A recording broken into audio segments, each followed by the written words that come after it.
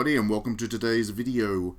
With there being a new Harvest Moon out now and a new Story of Seasons just around the corner, I thought it might be a good idea to use a video to do a direct comparison between them both, side by side, so you can see their respective qualities, because obviously they are fairly similar. Before getting into that comparison though, I should probably explain the difference between the two, given that they are so similar and they do come from the same roots, and I know that has been confusing to a number of fans out there. Even the more hardcore Harvest Moon fans are still a little bit confused at times about what the difference is and why that is the case. So in Japan, the base series is called Bokujo Monogatari, which literally translates to the farm story. Now, it was developed and published by Marvelous Entertainment over in Japan. Meanwhile, the name Harvest Moon actually comes from Natsume, which has been the licensor that has translated the title as Harvest Moon and localized and published it in the West. What happened was that Marvelous set up its own Western business around the time of the 3DS and when it was coming out with a game for the 3DS, and decided to localize those games itself going forwards. The problem was that Harvest Moon, the title, is actually owned by Natsume, so Marvelous needed to come up with a new name for this series, and that name that they arrived at was A Story of Seasons. And so, there you have it. Harvest Moon became Story of Seasons, and the new Harvest Moon series, which Natsume still produces because there is value in doing so for them, are entirely different. They're developed by an entirely different development team, but it's just that Natsume has maintained the original name rights to it. So with that out of the way, I will say up front that Story of Seasons is clearly the better game. It's quite obviously so. Actually, it's not just better because it has a nicer aesthetic, though it does do that, but it's also better designed. You start out with nothing but a tent and a field of overgrown weeds and trees, and need to tame the land to start planting crops, upgrade your house, find room for your chickens and cows, and build up a comfortable and relaxing life as a farmer. At the same time, you are tasked with helping out your local village, which is called Olive Town, hence the name in the subtitle, and you need to make it a tourist hotspot by fulfilling requests, doing activities, and other things that help to put the town on the map, and also in the process encouraging new businesses to move into town. At the same time that you're doing all of that, and it is still very relaxing, remember, it's not a high pressure game by any means, so you are pretty chill while you do it, but while you're doing all of those things, you also need to get to know the townsfolk of Olive Town, building relationships with them, and naturally, down the track, you're going to be looking for a spouse, be that a bride or husband. It's the variety of characters and the interactions with them that is probably Story of Seasons' greatest strength. In my view, it's probably the least obvious one, but it is where the real appeal for this game is for me. You're going to be left wanting to talk to each of the characters in the game every day because they often have interesting things to say, or little and often very amusing cutscenes to enjoy. Through this, you do become very quickly very attached to your little community and invested in seeing it grow up.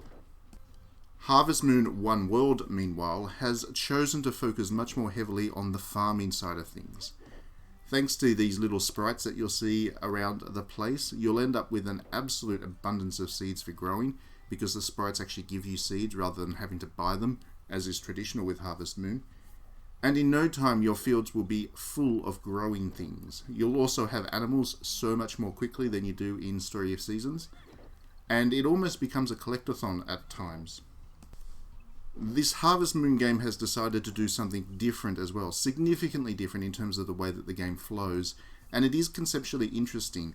What they've done is they've made it possible for you to just up and move your entire farm from location to location. It's a stupid explanation for why you can do it, but you can do it. You can just pick up your entire farm, windmill, houses, chicken coop, the lot, and just move it to the next location when you're ready to move on.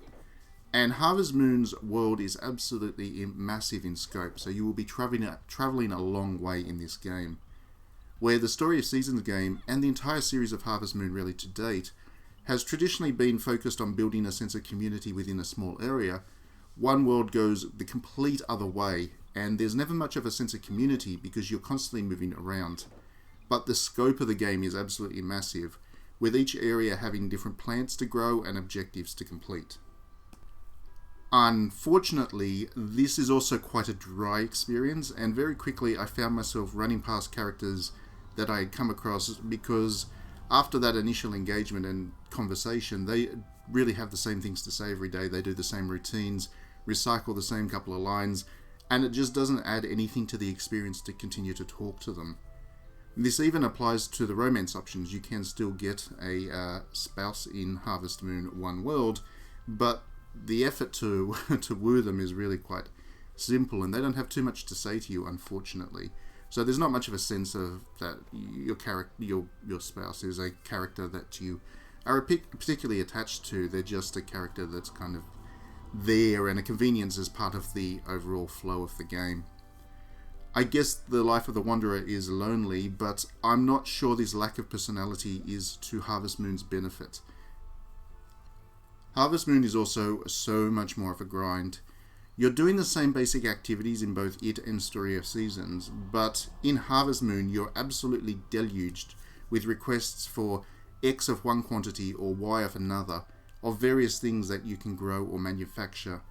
There's no great sense of urgency in either game, but in Harvest Moon you'll be pressing to get stuff done so much quicker just to try to keep on top of your pile of requests. Because while Story of Seasons knows that you need to have things to do in order to continue to want to play, it also knows that sometimes you just want to fish, and Harvest Moon doesn't quite get that. Your entire experience in Harvest Moon is really focused around completing these objectives. Now, with that being said, I quite like Harvest Moon. The simple, repetitive, and relatively restricted range of activities that you can get up to make it possible to just float through a couple of days play at a time when you turn this game on, and that's a plus. It has its bright, happy moments, of course, and there is this relentlessly positive spirit that runs through the game. One thing you can definitely not say about this Harvest Moon is that it is not happy. It is incredibly happy, and sometimes you just want a happy game. But most of all, and it is going to sound odd that I say this as a positive, but Harvest Moon is forgettable.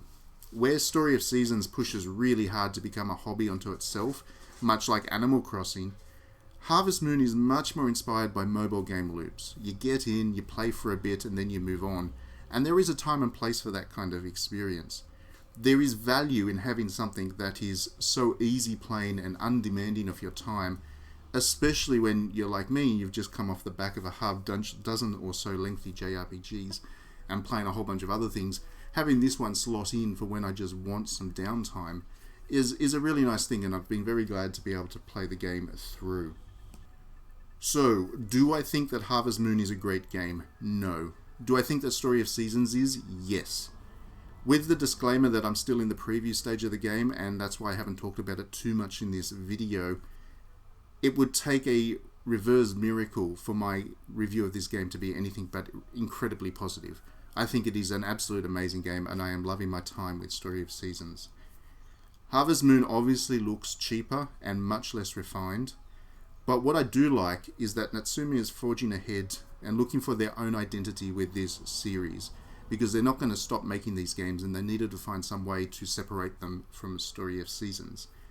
And what I will say very much in the positive side for this One World game is that throughout the entire history of Harvest Moon, One World is perhaps the most experimental that we've seen, much more so than Olive Town is. Olive Town is a repackaging of everything that you've always loved about Harvest Moon, with a couple of new quirks thrown in there for variety. One World, meanwhile, represents an effort to redefine the qualities, design, and very context of Harvest Moon. Now, it doesn't land every dart that it tosses, not by any means, but we are better off for the effort, because Natsume can build on this, and who knows, perhaps Story of Seasons might take some ideas from One World in the future, because there is a lot of admirable qualities about this game, and it is still a very enjoyable thing to play.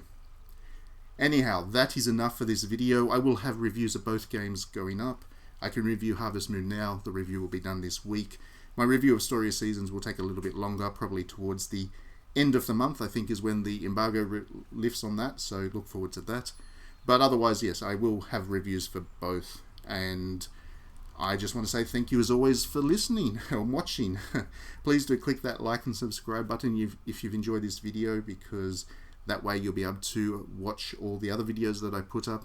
And if you do enjoy my work, please do consider backing me on Patreon. You can do so for just $1 a month, or you can do more if you're feeling generous. But that support will help me to continue to grow what we are doing with this YouTube channel and digitally downloaded in a more general sense. Otherwise, I've got nothing else to say right now. Have a great day, everybody, or whatever time you are when you're watching this, and we will see you at the next video.